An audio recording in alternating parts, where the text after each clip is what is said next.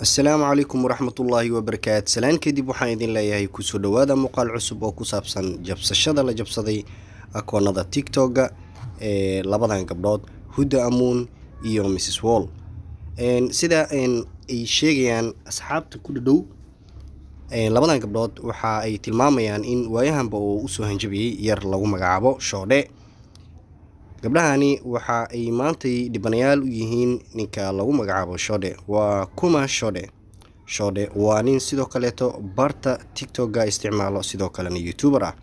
ninkan dhalinyarada ah ayaa mar ay wada hadleen gabdhahani waxa uu tilmaamay in haddii ay waxa ay sameynayaan ay joojin waayaan in akoonadooda ay ka dareemi doonaan.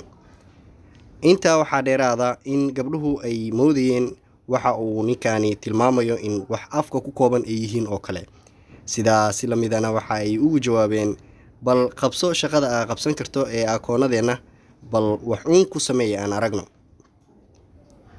intaa waxaa xigtay muddo kadib dadaal iyo juhdi fara badan ee uu bixiyay ninkan dhalinyarada ah waxaa la soo cadeeyay in uu markaa ku guuleystay ka saaridda labada gabdhood ee maaragtay TikTok halka milyan ka badan haysto. dabcan Mrs Wall ayaa 1 milyan dhawaan u dabaaldegi rabtay. sidoo kale Huda Amun gabdhahani waa qaar kamid ah kuwa ugu caansan TikTok. sidoo kale baraha bulshada guud ahaan ee Soomaaliya waxay ka yihiin caan.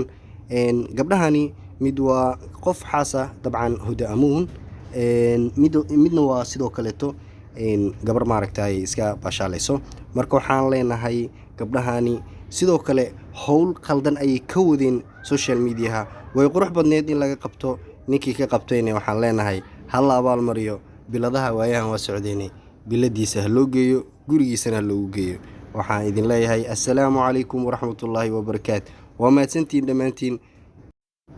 waxaan idin leeyahay muuqaal ka xigo ayaa noo balana iyo arinta xaqiiqada ka ah macluumaadkan aan idin soo gudbiyay insha Allah.